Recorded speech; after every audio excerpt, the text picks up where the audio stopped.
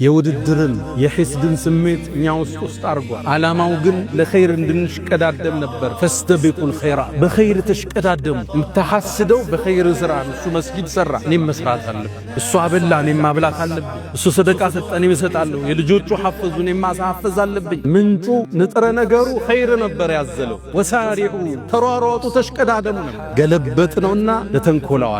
ይሄን አላህ ያስቀመጠውን እኛ ውስጥ ያለን ኢነርጂ ስሜት ገለበት ነው። ነቢዩ ዓለይሂ ሰላቱ ወሰላም ለሐሰደ ኢላ ፊትነተይ ለሁለት ነገር ቢሆን እንጂ ሕስድ የለም ይላል። አንድ ሰው አላህ ብር ሰጥቶት ሲበትን ካየኸው ኧረ ስጠንና እንበትን፣ ይሄ ይቻላል አለ። አለም ለአንዱ ዕልም አላህ ሰጥተው ቁርአን ሰጥተው ሲያቀራ ሲያስተምር አየኸው፣ እንደሱ ስጠንና እንስጥ፣ ይሄ የሚመሰገን ነው አሉ ነቢዩ ዓለይሂ ሰላቱ ወሰላም። መነሻው ሕስድ ኸይር ነበር፣ ውድድር ነበር። አላህ የሰው ልጆችስ መፍጠር ይፈልግ። ለሚስሊ ሃዛ ፈልያዕመል ልዓሚሉን ፈልየተናፈስ ልሙተናፊሱን። ፉክክር፣ ውድድር፣ ሩጫ እንዲጀመር ነበር። እኛ ገልብጠን ሰው ማጥፊያ ነበር።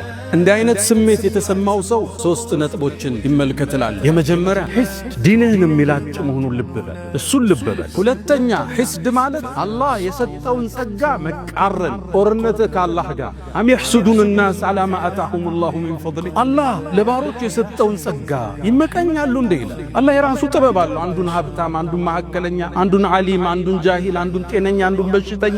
ወረፈዕና ባዕደኩም ፈውቀ ባዕድን ደረጃት አበላልቷል። አንተ ጥበበኛ አይደለህም ማለት ነው። ሐሲድ ማለት ውሳኔ ትክክል አይደለም። ለምን ልጆች ሰጠው? ለምን ሀብት ሰጠው? ለምን ዕልም ሰጠው? ፍልሚያ ከአላህ ጋር